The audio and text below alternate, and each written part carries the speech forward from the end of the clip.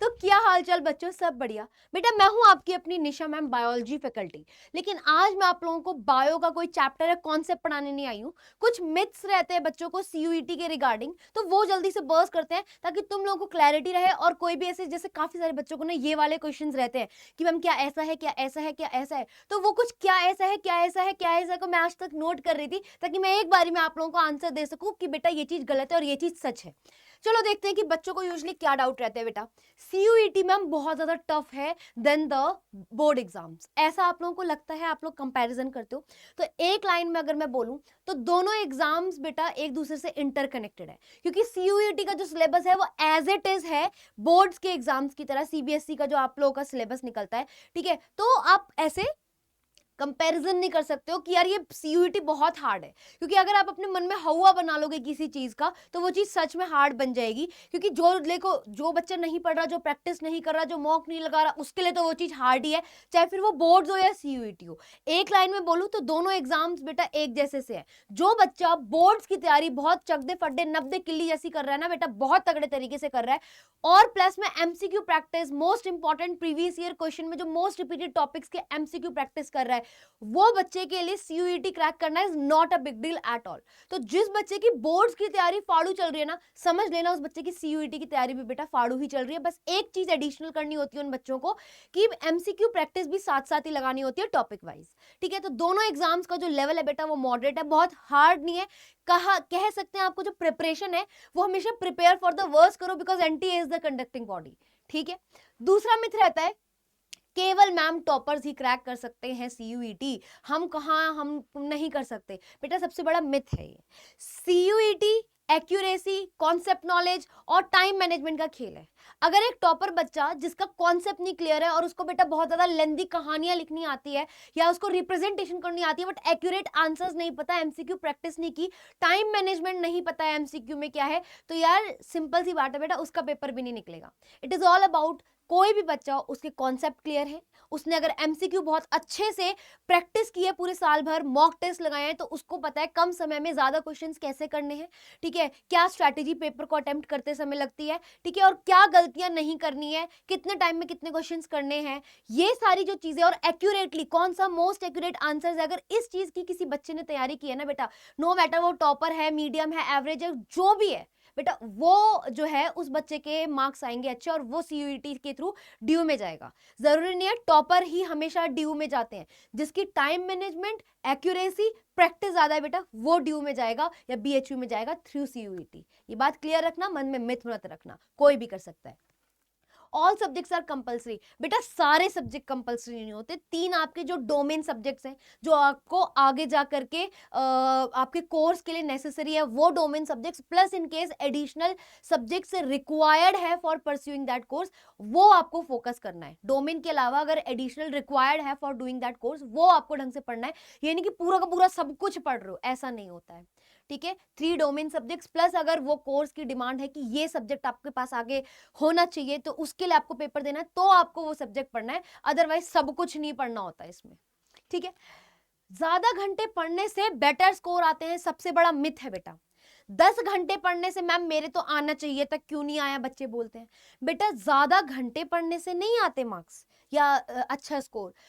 कम घंटा पढ़ने से, या मतलब जितना भी आपका प्रोडक्टिव आवर्स है उतना घंटा ढंग से पढ़ने से, ढंग से प्रैक्टिस करने से, कंसिस्टेंसी से रेगुलर पढ़ाई कर रहे हो, most important topics, previous year questions, उससे रिलेटेड एमसीक्यू कर रहे हो, मॉक लगा रहे हो, जितना आवर्स में वो कंप्लीट हो रहा है, अगर आप वो देख के कर रहे हो ना बेटा, तो आपकी रैंक आएगी। ज्यादा घंटे पढ़ने से हमारी रैंक आएगी या नहीं आएगी वो तो कोई मैटर ही नहीं करता। आप सही डायरेक्शन में प्रिपरेशन कर रहे हो, आप रेगुलर पढ़ रहे हो, डिसिप्लिन हो, कंसिस्टेंट हो, वो चीज आपकी मेंटेन कर रही है। एक घंटे में 10 घंटे, सॉरी एक दिन में 10 घंटा डजंट मैटर एट ऑल, लेकिन डेली डेली कंसिस्टेंटली पढ़ना डेफिनेटली मैटर करेगा। समझ आ गया, आंसर मिल चुका है बेटा। अब क्या लिखा है, ओनली एनसीईआरटी इज इनफ। बेटा domain subjects physics, chemistry, bio, अगर हम ऐसे बात करें, या अगर आपका कॉमर्स के आप हो, आपके जो मेन डोमेन सब्जेक्ट्स है उसके लिए जो आपका टीचर बोलता है एनसीईआरटी इनफ है, तो यस एनसीईआरटी इनफ है।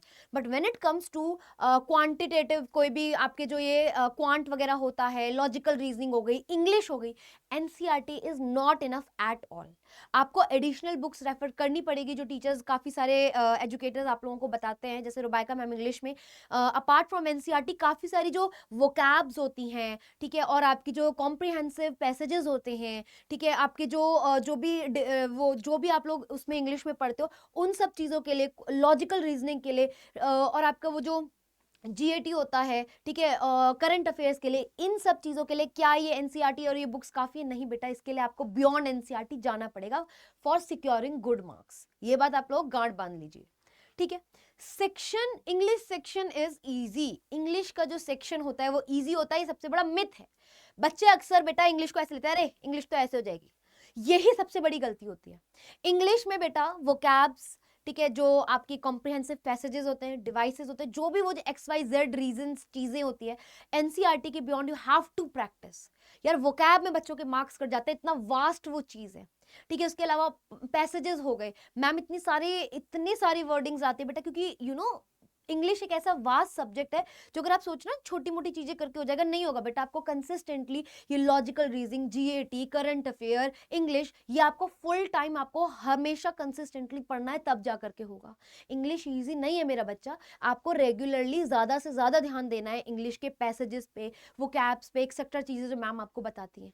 इंग्लिश को इजी मान के मत जाओ। काफी सारे बच्चे होते हैं बोलते हैं मैम हमारा पता है डोमेन बहुत अच्छा गया, मार्क्स नहीं कटे। हमारे मार्क्स कटे इंग्लिश और ये जीएटी करंट अफेयर्स में, क्योंकि हमने लास्ट के 1 महीने पढ़ा।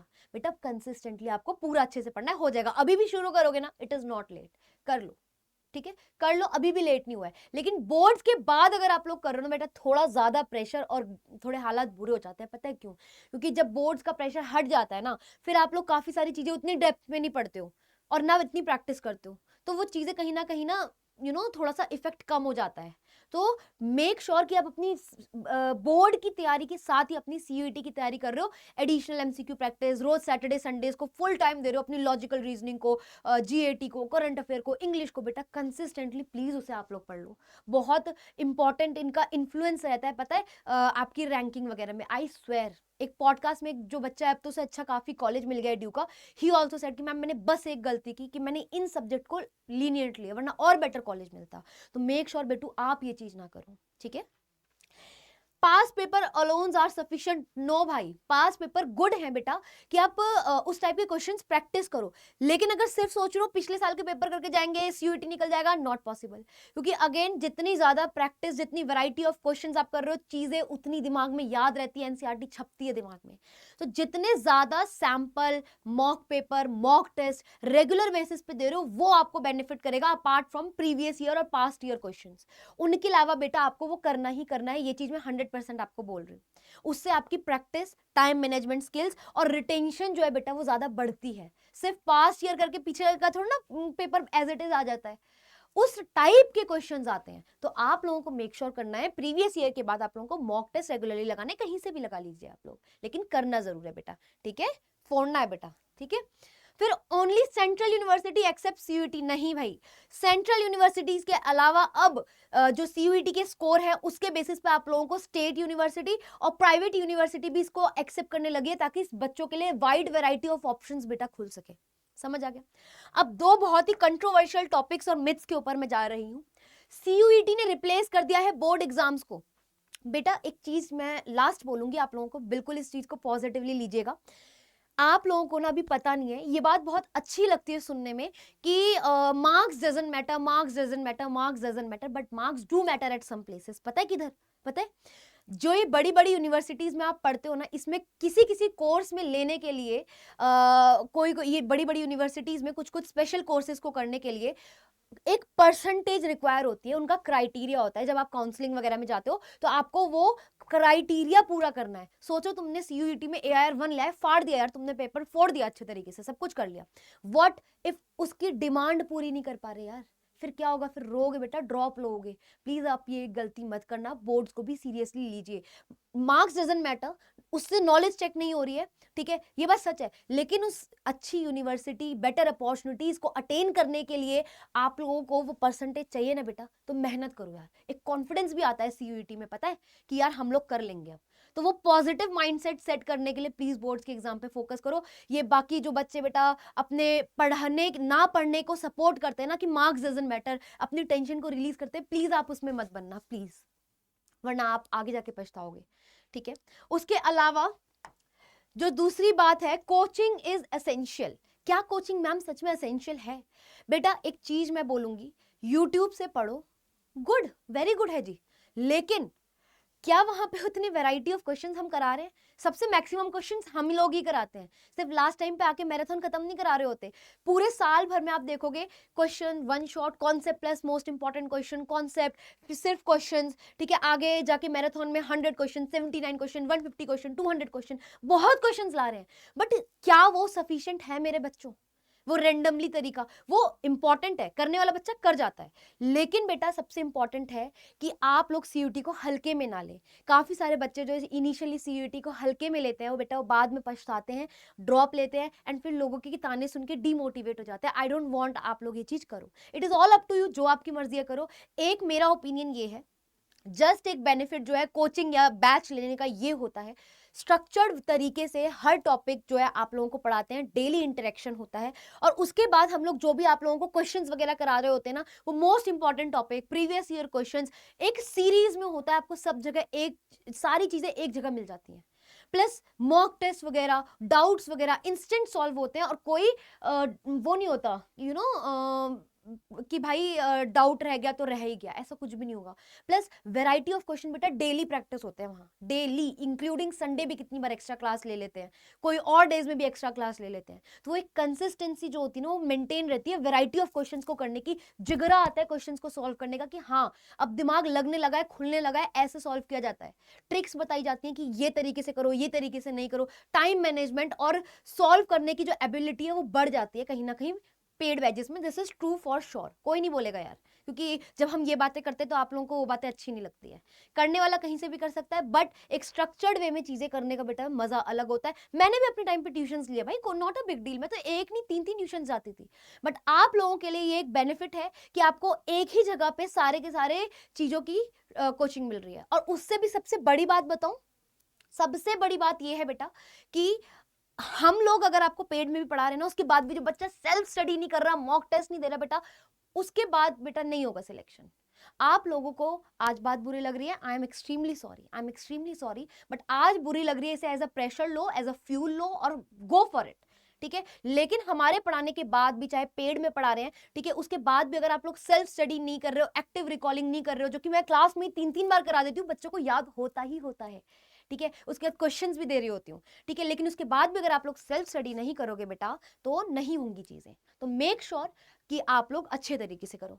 लास्ट चीज मैं बोलूंगी, आप में से जो बच्चा मेरे साथ सीयूईटी की प्रिपरेशन को बहुत इजी करना चाहता है या बोर्ड की प्रिपरेशन को बहुत इजी करना चाहता है, बेटा आप लोग कोड लगाइए निशा21 का और मेरे साथ जुड़ जाइए।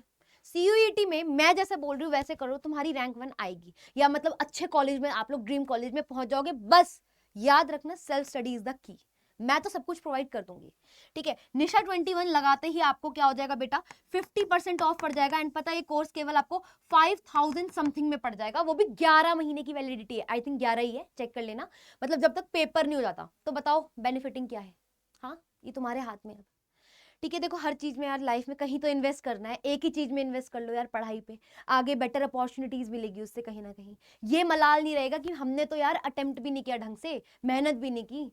तो अगर मेरे साथ पढ़ाई को इजी बनाना है बायो में, ठीक है, और भी सब्जेक्ट्स में दे आर ग्रेट टीचर्स बेटा, तो go for it, use code निशा21, वहां पे एक गुरु 45 करके कोड है, उसे लगाओगे तो बेटा 45% ऑफ मिलेगा। ये वैलिडिटी केवल अभी संडे, दैट इज टुमारो 7 तारीख है ना, तब तक ही है, वो भी बहुत जल्दी खत्म हो जाएगी। तो मेक श्योर आप लोग निशा21 कोड लगाओ, 50% ऑफ पाओ। और अगर डाउट है, नहीं पता चल रहा कौन सा बैच लेना है, फ्रेश बैच लो बेटा, डेल्टा 3.0 बैच लो, सब कुछ नए सिरे से शुरू होता है, ठीक है। और नहीं समझ आ रहा कैसे परचेज करना है, nisha.mandral@247.com पे आप लोग मेरे को बेटा जी मेल कर दीजिए। जैसे ही आप लोग मेरे को मेल करेंगे, ठीक है, मैं आप लोगों को बता दूंगी कौन सा बैच लेना है, क्या बेनिफिट है और कैसे पेमेंट करनी है। वो इशू आएगा मैं सॉल्व करा दूंगी, डोंट वरी, ठीक है। वरना टेलीग्राम पे रीच आउट कर लो, कॉल कर लेना, निशा मंडराल सीयूईटी बायोलॉजी, या यहाँ पे अगर आप लोग मेल पे अपना नंबर दोगे, मैं तुम लोगों को बता दूंगी कि कैसे आप लोगों को बैच वगैरह लेना है और कैसे पेमेंट करनी होती है, ठीक है। आज के लिए बस इतना ही। इफ आपको ये चीज़ों से बेनिफिट हुआ है, मोटिवेशन मिला है बेटा, go for it, just crack the exam. Okay, bye.